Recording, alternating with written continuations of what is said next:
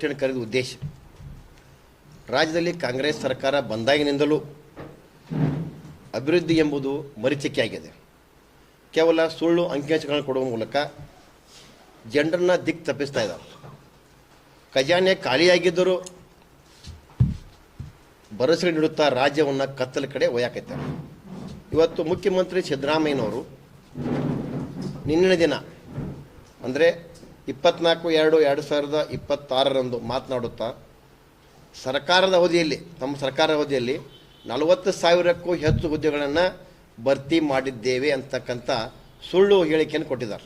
ಯಾಕಂದರೆ ಇವತ್ತು ವಿದ್ಯಾರ್ಥಿಗಳು ಹೋರಾಟ ಏನು ಪ್ರಾರಂಭ ಮಾಡ್ಯಾರ, ಆ ಹೋರಾಟಕ್ಕೆ ಪ್ರತಿಯಾಗಿ ಇವತ್ತು 40,000 ಹುದ್ದೆಯನ್ನು ತುಂಬಿದ್ದೀನಿ ಅಂತ ಹೇಳ್ತಾರೆ. ಅದೇ ಸಿದ್ದರಾಮಯ್ಯನವರು ಮೊನ್ನೆ ನಡೆದಂಥ ಬೆಳಗಾವಿ ಅಧಿವೇಶನದಲ್ಲಿ 18/12/2025 ಸ್ವತಃ ಮುಖ್ಯಮಂತ್ರಿಗಳು ಲಿಖಿತ ರೂಪದಲ್ಲಿ ಕೊಟ್ಟದ್ದು 8,157 ಹುದ್ದೆಗಳನ್ನು ತುಂಬಿದ್ದೇನೆ ಅಂತ. ಅಂದರೆ ಈ ರೀತಿ ಸುಳ್ಳು ಹೇಳಿಕೆಗಳನ್ನು ಕೊಟ್ಟು ನಾವು ಅಧಿಕಾರಕ್ಕೆ ಬಂದರೆ 1,00,000 ಹುದ್ದೆಗಳನ್ನು ಭರ್ತಿ ಮಾಡ್ತೀವಿ ಅಂತಕ್ಕಂಥ ಒಂದು ಸುಳ್ಳು ಭರವಸೆ ಯುವಕರಿಗೆ ಕೊಡುವ ಮೂಲಕ ಅಧಿಕಾರಕ್ಕೆ ಪಡ್ಕೊಂಡು ಇವತ್ತು ಆ ವಿದ್ಯಾರ್ಥಿಗಳ ಬದುಕನ್ನು ಅಧೋಗತಿ ತಂದಿಟ್ಟಿದ್ದಾರೆ. ಇವತ್ತು ರಾಜ್ಯದಲ್ಲಿ ಆರೋಗ್ಯ ವ್ಯವಸ್ಥೆ ಕೂಡ ಹದಗೆಟ್ಟದ. ಸರ್ಕಾರಿ ಆಸ್ಪತ್ರೆಗಳಲ್ಲಿ ಔಷಧಿಗಳ ತೀವ್ರ ಕೊರತೆ ಇದೆ. ಕಳೆದ 5 ವರ್ಷಗಳಿಂದ ವೈದ್ಯರಿಗೆ ಬಡ್ತಿ ನೀಡಿಲ್ಲ ಹಾಗೂ ನಿಯಮಗಳನ್ನು ತಿದ್ದುಪಡಿ ಮಾಡಿಲ್ಲ ಅಂತಕ್ಕಂಥ ವಿಷಯ ಇಟ್ಕೊಂಡು ಅವರು ಕೂಡ ಇವತ್ತು OPD ಬಂದ್ ಮಾಡ್ತೀವಿ ಅಂತಕ್ಕಂಥ ಹೇಳಿಕೆಯನ್ನು ಕೊಟ್ಟಿದ್ದಾರೆ. ಅಂದರೆ OPD ಬಂದ್ ಆತಂದ್ರೆ ಈ ಬಡ ರೋಗಿಗಳ ಪರಿಸ್ಥಿತಿ ಏನು? ಇವು ಸಿದ್ದರಾಮಯ್ಯನವರಿಗೆ ಮತ್ತು ಮುಖ್ಯಮಂತ್ರಿಯವರಿಗೆ ಅವರಿಗೆ ಸಾಕಷ್ಟು ವೈದ್ಯಕೀಯ ವ್ಯವಸ್ಥೆ ಇರ್ತೈತಿ, ಅವರಿಗೆ ಸಾಕಷ್ಟು ಹಣವನ್ನು ಕೂಡ ಅದರಾಗ ಸರ್ಕಾರ ತೊಗೋತಾರೆ, ಪ್ರೈವೇಟ್ ತೋರಿಸ್ಕೋತಾರೆ. ಅದು ಬಡ ರೋಗಿಗಳು ಏನು ಮಾಡಬೇಕಂತಕ್ಕಂಥ ಈ ಸಮಸ್ಯೆ ಕೂಡ ಸರ್ಕಾರ ಎಚ್ಚರ ಮಾಡಲಿಕ್ಕೆ ನಾವು ಈ ಪತ್ರಿಕಾಗೋಷ್ಠಿಯನ್ನು ಕರೆದಂಥ ಉದ್ದೇಶದ.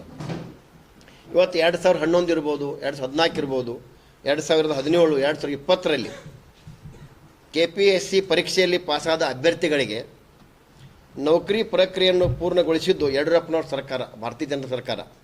ನಂತರ ಬಸವರಾಜ ಬೊಮ್ಮಾಯಿಯವರು 15,000 ಶಿಕ್ಷಕರ ನೇಮಕಾತಿ ಮಾಡಿದರು. ಮುಂದೆ ಕಾಂಗ್ರೆಸ್ ಸರ್ಕಾರ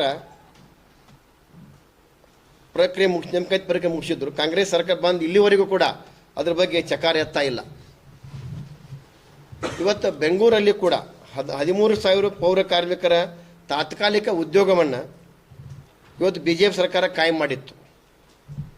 ಇವತ್ತು ಕಲ್ಯಾಣ ಕರ್ನಾಟಕದಲ್ಲಿ ಬೊಮ್ಮಾಯಿ ಸರ್ಕಾರ ಪ್ರಾರಂಭಿಸಿ 14,000 ಸರ್ಕಾರಿ ಹುದ್ದೆಗಳನ್ನು ಪ್ರಕ್ರಿಯೆ ಕಾಂಗ್ರೆಸ್ ಸರ್ಕಾರ ಮುಂದೆ ಹಾಕೊಂಬಂದ ಜನಾತ್ಮಕ. ಒಟ್ಟಾಗಿ ಈ ರಾಜ್ಯ ಸರ್ಕಾರ ಖಜಾನೆ ಖಾಲಿಯಾಗಿದ್ದು ನೌಕರಿಗೆ ಸಂಬಳ ಇಲ್ಲ. ಈಗ ಸದ್ಯ ಖಾಲಿರುವ 2,84,000 ಸರ್ಕಾರಿ ಹುದ್ದೆಗಳನ್ನು ತುಂಬ್ತಾ ಇಲ್ಲ. 60,000 ಹುದ್ದೆಗಳನ್ನು ಇವತ್ತು ಆರ್ಥಿಕ ಇಲಾಖೆ ಅನುಮೋದನೆ ನೀಡಿದರೂ ಕೂಡ ಸರ್ಕಾರ ಕಣ್ಣು ಮುಚ್ಚಿ ಕೂತದ. ಮತ್ತು ಹೊರಗುತ್ತಿಗೆ ನೌಕರನ C ಮತ್ತು D ಗ್ರೂಪನ್ನು ಕಾಯಂ ಮಾಡಲಿಕ್ಕೆ ನಮ್ಮ RV ದೇಶಪಾಂಡೆ ಅವರ ನೇತೃತ್ವದ ಒಂದು ತಂಡ ವರದಿ ಕೊಟ್ಟು 3 ತಿಂಗಳಾದರೂ ಕೂಡ ಸರ್ಕಾರ ಅದರ ಬಗ್ಗೆ ಉತ್ತರ ಕೊಡ್ತಾ ಇಲ್ಲ. ಕೇಂದ್ರ ಸರ್ಕಾರ ಮೋದಿಜಿಯವರು ನೇತೃತ್ವದಲ್ಲಿ 2022ರಿಂದ 2025ರವರೆಗೆ ರೋಜ್ಗಾರ್ ಯೋಜನೆಯಡಿ 11 ಲಕ್ಷ ಸರ್ಕಾರಿ ಹುದ್ದೆಗಳನ್ನು ಭರ್ತಿ ಮಾಡ್ಯಾರ. ಸ್ವತಃ ನರೇಂದ್ರ ಮೋದಿಜಿಯವರೇ ಜನವರಿ 26ರಲ್ಲಿ 61,000 ಜನರಿಗೆ ಉದ್ಯೋಗ ಪತ್ರ ನೀಡಿದರೂ ರಾಜ್ಯ ಸರ್ಕಾರ ಕೇವಲ ಗ್ಯಾರಂಟಿ ಹೆಸರಿನಲ್ಲಿ ಅಭಿವೃದ್ಧಿಯನ್ನು ಮುಂದೂಡಾಕತ್ತೈತಿ. ಈ ರೀತಿ ಸಾಕಷ್ಟು ಕಾಂಗ್ರೆಸ್ ಸರ್ಕಾರ ದುರಾಡಳಿತದಿಂದ ಇವತ್ತು ರಾಜ್ಯದ ಪರಿಸ್ಥಿತಿ ಏನಾಗಿದೆ ಅಂದ್ರೆ ಇವತ್ತು ಹೊಸ ರಸ್ತೆಗಳು ನಿರ್ಮಾಣ ಆಗ್ತಾ ಇಲ್ಲ, ಹಳೆಯ ರಸ್ತೆಗಳೆಲ್ಲ ಹದಗೆಟ್ಟ ರಸ್ತೆಗಳು ರಿಪೇರಿ ಇಲ್ಲ. ಈ ರೀತಿ ಗುತ್ತಿಗೆದಾರರಿಗೆ ಪೇಮೆಂಟ್ ಇರ್ತಕ್ಕಂಥ ಅವ್ರ ಹೋರಾಟ ಅವರೆಲ್ಲ ಕೆಲಸ ಸ್ಥಗಿತ ಮಾಡಿದ್ದಾರೆ. ಈಗ SC ST ಜನಾಂಗ ಗಂಗಾಕಲ್ಯಾಣ ಯೋಜನೆ ಇತ್ತು, ಅದು ಕೂಡ ಗುತ್ತಿಗೆದಾರರಿಗೆ ಪೇಮೆಂಟ್ ಕೊಡ್ಲಿದ್ದೇಶಿಂದ ಅವರು ಕೂಡ ಕೆಲಸ ಸ್ಥಗಿತ ಮಾಡಿದ್ದಾರೆ. ಯಾರಿಗೂ ಒಂದು ಗುತ್ತಿಗೆ ಬೋರ್ವೆಲ್ಲು ಮೋಟ್ರ್ ಬರ್ತಾ ಇಲ್ಲ. ಬೃಹತ್ ನೀರಾವರಿ ಯೋಜನೆಗಳು ಇವತ್ತು ನಮ್ಮ ರಾಜ್ಯಕ್ಕೆ ಮುಖ್ಯ ಬೇಕಾಗಿದ್ದು ನೀರಾವರಿ, ಆ ನೀರಾವರಿ ಯೋಜನೆಗಳನ್ನ ಸ್ಥಗಿತ ಆಗ್ಯಾವ. ಈ ರೀತಿ ಈ ಸರ್ಕಾರ ವಿರುದ್ಧ ಹೇಳ್ಕೋತ ಹೋದ್ರೆ ಅದಕ್ಕೆ ಎಂಡ ಇಲ್ಲ. ಇವತ್ತು ಗ್ಯಾರಂಟಿ ಅಂತಕ್ಕಂಥದ್ದು ನಾವು ವಿರೋಧ ಮಾಡೋಕ್ಕೆ ಹೋಗೋದಿಲ್ಲ. ಆ ಗ್ಯಾರಂಟಿ ಕೊಡುವ ಉದ್ದೇಶ ಅದರಿಂದ ಏನಾಗತ್ತೆ ಅಂತಕ್ಕಂಥ ವಿಚಾರ ತಾವು ಮಾಡಬೇಕು ಹೊರತು ನಾವು ಮಾಡೋದಿಲ್ಲ. ಅದನ್ನು ಇವತ್ತು ಒಬ್ಬ ಬಡ ಕೂಲಿ ಕಾರ್ಮಿಕ ಒಬ್ಬ ಹೆಣ್ಣುಮಗಳು ತಾಯಿ, ಬಡ ತಂದೆ ತಾಯಿ ಇವತ್ತು ಬೆವರ್ ಹರಿಸಿ ಕಷ್ಟಪಟ್ಟು ಹಗಲು ರಾತ್ರಿ ದುಡಿದು ತಮ್ಮ ಮಕ್ಕಳನ್ನು ಒಳ್ಳೆ ವಿದ್ಯಾಭ್ಯಾಸ ಕೊಡಿಸಿದ್ದಾರೆ. ಅವರಿಗೆ ನೀವು 2,000 ರೂಪಾಯಿ ಕೊಡ್ತೀರಿ ಬಿಡ್ತೀರಿ ನಾವು ಕೇಳಂಗಿಲ್ಲ.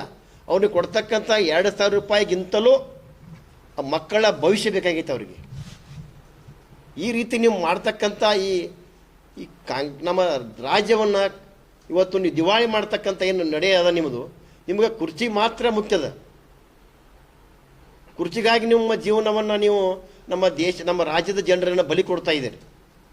ಇವತ್ತು ಆ ಯಾವ ತಂದೆ ತಾಯಿ, ಬಡ ತಂದೆ ತಾಯಿ, ಒಬ್ಬರ ಪರಿಸ್ಥಿತಿಗೂ ನೋಡಿದ್ದೀನಿ ನಾನು. ಒಬ್ಬ ಬಡ ತಾಯಿ, ಗಂಡಿಲ್ಲಂತ ತಾಯಿ ಕೂಡ ಆ ಮಗನನ್ನು ಕಷ್ಟಪಟ್ಟು ವಿದ್ಯಾಭ್ಯಾಸ ಕೊಡಿಸಿದಾಳೆ.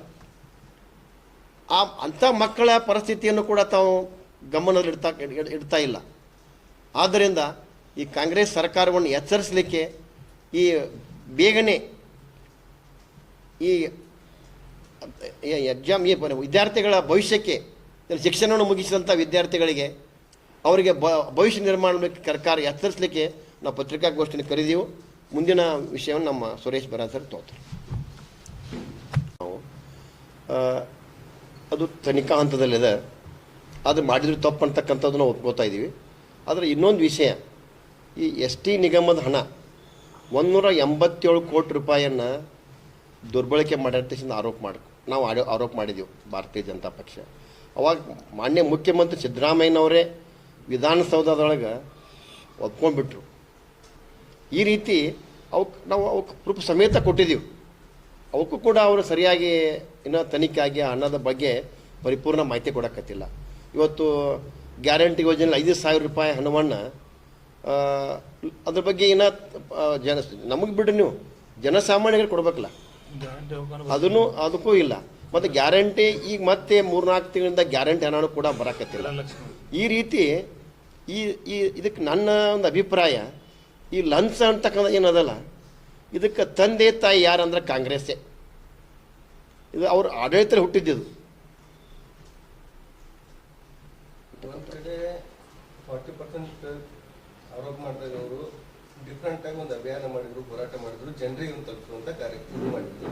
ಬಿಜೆಪಿ ಅವರು ಗದ್ದೆ ಗುತ್ತಿಗೆದಾರ ಹೇಳ್ತಾರೆ ಕಾಂಗ್ರೆಸ್ಗೆ ಬಿಜೆಪಿಗಿಂತ ಜಾಸ್ತಿ ಕಮಿಷನ್ ಈ ಸರ್ಕಾರದಾಗ ತಗೋತೈತಿ. ಆದ್ರೆ ಬಿಜೆಪಿ ಅದರ ಉಪಯೋಗ ತಗೊಂಡು ಯಾವುದು ಹೋರಾಟ ಮಾಡಾಕತ್ತಿಲ್ಲ. ಸರ್ ಸಾಕಷ್ಟು ಹೋರಾಟ ಮಾಡ್ತೀವಿ ಸರ್, ಹೋರಾಟಗಳದಾವು ಇನ್ನೂ ಸಾಕಷ್ಟು ಮಾಡ್ತಾ ಇದೀವಿ. ಮೈಸೂರು ಚಲೋ ಆಯಿತು. ಗುತ್ತಿಗೆದಾರಾಗಿ ನಾನು ಗುತ್ತಿಗೆದಾರ ಬಗ್ಗೆ ಸಾಕಷ್ಟು ಪ್ರೆಸ್ ಮೀಟ್ ಮಾಡಿದ್ದೀನಿ. ಉದಾಹರಣೆ ಕುಡಿ ನೀರಿನ ಸಲಿಂದ ನಿಮ್ಗೆ ಎಷ್ಟು ಸಲ ಲೆಟ್ರ್ ಕೊಟ್ಟಿದ್ದೀವಿ, DC ಆಫೀಸ್ ಮುಂದೆ ಹೋಗಿದ್ದೀವಿ, ಮನವಿ ಕೊಟ್ಟಿದ್ದೀವಿ. ಸರ್ ಹೋಗ್ಲಿ ಬಿಟ್ರಿ ಸರ್, ಈಗ ಅವ್ರನ್ನ ಕುಡಿ ನೀರಿಗಾಗಿ ಕೂಡ ಇವ್ರು ಕೊಡೋಕ್ಕಾಗಲ್ಲ ಅಂತ ಪರಿಸ್ಥಿತಿಗೆ ಬಂದಿದ್ದಾರೆ.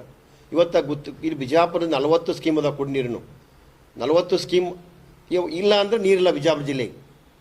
ಇವತ್ತು ಆ ಗುತ್ತಿಗೆದಾರ 40 ಸ್ಕೀಮ್ ಗುತ್ತಿಗೆದಾರರಿಗೆ ಕಳೆದ ಎರಡೂವರೆ ವರ್ಷದಿಂದ ಅವರಿಗೆ ಬಿಲ್ ಬರ್ತಾ ಇಲ್ಲ. ಉಳಿದಂಥ ಕಾಮಗಾರಿಗಳನ್ನ ಕೇಳಿದಾಗ ಏನು ಹೇಳ್ತಾರೆ ಅವರು, ಭಾರತೀಯ ಜನತಾ ಪಕ್ಷ ಸರ್ಕಾರ ಹೆಚ್ಚು ಟೆಂಡರ್ ಕರೆದು ಹೋಗ್ಯಾರ ಅಂತಕ್ಕಂಥ ನೆಪ ಹೇಳ್ತಾರೆ. ಇದು ದಿನನಿತ್ಯ ನಡೀತಕ್ಕಂಥದ್ದಲ್ರಿ. ಇದು ನೀರು ಕೊಡ್ಬೇಕಾದಂಥ ಗುತ್ತಿಗೆದಾರರು ಆ ಕೆಲಸಕ್ಕೆ ಅಲಮ್ ಹಾಕಬೇಕು. ಅವರು ನೀರು ಪ್ಯೂರ್ ಆಗ್ಬೇಕಂದ್ರೆ ಬ್ಲೀಚಿಂಗ್ ಪೌಡ್ರ್ ಹಾಕಬೇಕು. ಅಲ್ಲಿ ಕೆಲಸ ಮಾಡ್ತಕ್ಕಂಥ ಲೇಬರ್ ಇರ್ತಾರೆ, ಅವ್ರಿಗೆ ಪಗಾರ ಕೊಡಬೇಕು. ಈಗ ಸುಮಾರು ನನಗೆ ಅನಿಸಿ ಮಾಡಿ ಸುಮಾರು ಈ 4-5 ತಿಂಗಳಲ್ಲಿ ನಾನು ಜಿಲ್ಲೆಯ ಜನರ ಸಮಸ್ಯೆಯನ್ನು ನಾನು ಗ್ರಹಿಸಿದ್ದೀನಿ. ಸಾಕಷ್ಟು ಸಲ ಅವರು ಸ್ಕೀಮನ್ನು ಬಂದ್ ಮಾಡಿ ಹಳ್ಳಿಗಳಲ್ಲಿ ನೀರಿನ ಕೊರತೆ ಆಗ್ಯದ, ದನಕರಗಳ ನೀರಿನ ಕೊರತೆ ಆಗ್ಯದ. ಇಲ್ಲಿವರೆಗೆ ಮಳೆಗಾಲ ಇತ್ತು, ಬೇಸಿಗೆ ಇತ್ತು. ಇನ್ನು ಬರ್ತಕ್ಕಂಥದ್ದು ಈಗ ಬೇಸಿಗೆ, ಈಗ ಚಳಿಗಾಲ ಮತ್ತು ಮಳೆಗಾಲ ಮುಗಿದಾವ. ಈ ಬರ್ತಕ್ಕಂಥ ಬೇಸಿಗೆ ದಿನ ಅದ, ದನಕರುಗಳಿಗೆ ನೀರಿನ ಭಾಳಷ್ಟು ಅವಕಾಶ ಅದ. ದಯಮಾಡಿ ನಾವು ಪತ್ರಿಕಾ ಮಾಧ್ಯಮದವರಿಗೆ ನಾನು ಇದನ್ನು ಮೊದಲು ಇಷ್ಟು ಮನವಿ ಮಾಡ್ತಾ ಇದ್ದೀನಿ, ಇದನ್ನು ಸಾಕಷ್ಟು ಮನವಿ ಮಾಡೀನಿ. ಸರ್ ಗುತ್ತಿಗೆದಾರ 100ಕ್ಕೆ 100 ಕುಡಿ ನೀರು ಬಂದ್ ಮಾಡ್ತಾರೆ. ನಾನು ಇವತ್ತು ಹೇಳ್ತಾ ಇದ್ದೀನಿ, ಅವರ ಗುತ್ತಿಗೆದಾರ ಬಿಜಾಪುರ ಜಿಲ್ಲೆ ಗುತ್ತಿಗೆದಾರ ಕುಡಿ ನೀರಿನ ಪೇಮೆಂಟ್ ಬರದೇ ಹೋದ್ರೆ ನನಗೆ ಗುತ್ತಿಗೆದಾರರ ಮನಸ್ಥಿತಿ ಅರ್ಥ ಮಾಡ್ಕೊಂಡಿದ್ದೀನಿ. 100ಕ್ಕೆ 100ರಷ್ಟು ಅವರ ಸ್ಕೀಮ್ ಬಂದ್ ಮಾಡ್ತಕ್ಕಂಥ, ಈಗ ಆಲ್ರೆಡಿ ಬಂದ್ ಮಾಡಿದ್ದಾರೆ. ಕಳೆದ ತಿಂಗಳಲ್ಲಿ ಕೂಡ 1 ವಾರ ಬಂದ್ ಮಾಡಿದ್ರು. ಇನ್ನು ಈಗ ಇದೇ ರೀತಿ ಮುಂದುವರೆದಂದ್ರೆ ಬಿಜಾಪುರ ಜಿಲ್ಲೆಯ ನೀರಿನ ಹಾಹಾಕಾರ 100ಕ್ಕೆ 100 ಆಕೈತೆ ಅಂತಕ್ಕಂಥ ಎಚ್ಚರಿಕೆಯನ್ನು ನಮ್ಮ ಉಸ್ತುವಾರಿ ಮಂತ್ರಿಗಳಂತ MB ಪಾಟೀಲ್ರಿಗೆ, ಎಲ್ಲ ಶಾಸಕರಿಗೆ ಮತ್ತು ನಮ್ಮ ಆಡಳಿತ ನಡೆಸ್ತಕ್ಕಂಥ DC ಅವರಿಗೆ ಮತ್ತು ನಮ್ಮ ಜಿಲ್ಲಾ ಪಂಚಾಯತ್ CS ಅವ್ರಿಗೆ ಕೂಡ ನಾನು ವಾರ್ನಿಂಗ್ ಮಾಡ್ತಾ ಇದ್ದೀನಿ. ನೀವು ಏನು ಮಾಡ್ತೀರಿ ಗೊತ್ತಿಲ್ಲ. ಈಗ ಏನಾಗತ್ತೆ ಅಂದ್ರೆ ಅವರು ಸ್ಕೀಮ್ ಬಂದ್ ಮಾಡ್ತಾರೆ. ಬಂದ್ ಮಾಡಿರ್ತಕ್ಕಂಥ ಪಾಪ ಅಧಿಕಾರಿಗಳು ಸರ್, ಅಧಿಕಾರಿಗಳು ಇಷ್ಟು ಅವರ ಅಧಿಕಾರ ಯಾವ ರೀತಿ ಅವರ ಕುಡಿನೀರು ಇರೋದ್ರಿಂದ ಆ ಗುತ್ತಿಗೆದಾರರಿಗೆ ಮನವೊಲಿಸ್ತಾರೆ, ಕೈ ಮುಗಿತಾರೆ. ಹಂಗೆ ಮಾಡಬೇಡ್ರಿ ಕುಡಿನೀರದ. ಯಾವ ರೀತಿ ಈ ಕಾಂಗ್ರೆಸ್ ಸರ್ಕಾರದ ಅಧಿಕಾರಿಗಳ ಪರಿಸ್ಥಿತಿ ನೋಡಿದ್ರೆ ನಿಜವಾಗಿ ಕೂಡ ಭಾಳಷ್ಟು ಮಾನಸಿಕ ಹಿಂಸೆ ಆಗ್ತದೆ ಸರ್.